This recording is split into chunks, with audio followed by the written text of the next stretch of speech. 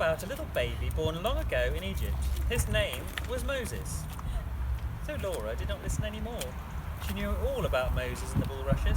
Even Carrie knew that. Hello, Sarah. How did you find the only page that has Moses in? The rest of the book is how to grow a tree. What transport options are the best on the Isle of Man? I would always recommend public transport.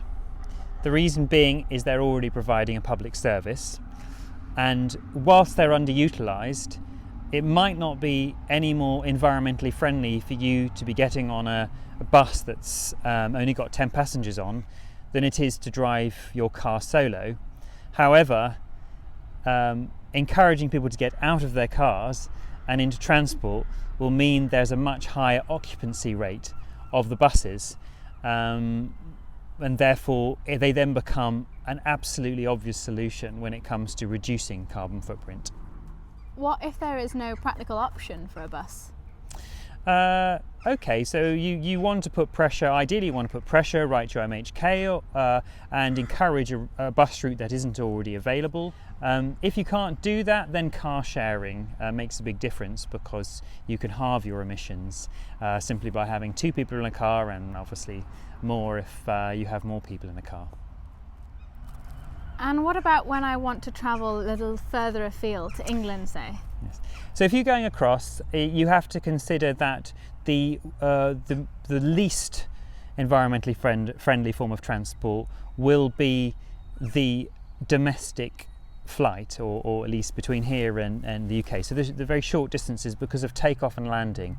Although there is some variation, I should add, between the different airline companies, because they're using different planes and they may or may not have as many seats in them because of business class and so on. So I will put a link to a non-profit organisation that allows you to look at each plane for your particular journey, which company would be ideal. So normally I would rule that one out and say, ferry, and then onwards by train or coach. Train and coach, generally train and coach have high occupancy, and consequently they are very environmentally friendly mass transport systems.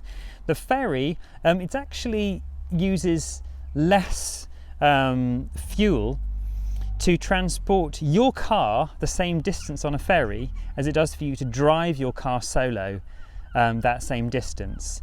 So the ferry, this doesn't actually include faster ferries like the Manannan catamaran. However, on the averaged out balance between the ferry routes, you're still getting a similar value to the energy used or the emissions used for your car driving solo. Could you drive on the sea? So typical value, if you're going to London, let's just say between 20 and 25 kilograms if you went by ferry and train down to London. If you went by plane, you're looking more at 60 kilograms of carbon dioxide emissions. So your best option would be ferry, followed by either a coach or a train. Your second best option would be to actually take your car on the ferry and drive down. Even if you were a solo passenger in a small, efficient, modern car, it would still be better than taking a plane to London. Gosh. So what's the symbolism of this?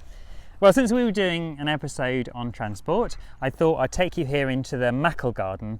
And Mackel was a brigand who was thrown out of Ireland by St. Patrick, and he was put adrift on a coracle as his penance. So this is meant to represent that coracle on its side. And of course a coracle will be the best form of transport, self-powered, adrift on the sea. Okay. Well, did you know that the electric bike is the most efficient use of energy? Better than a coracle? I'm not sure better than a coracle, but if you would like to find out more, check the link in the description.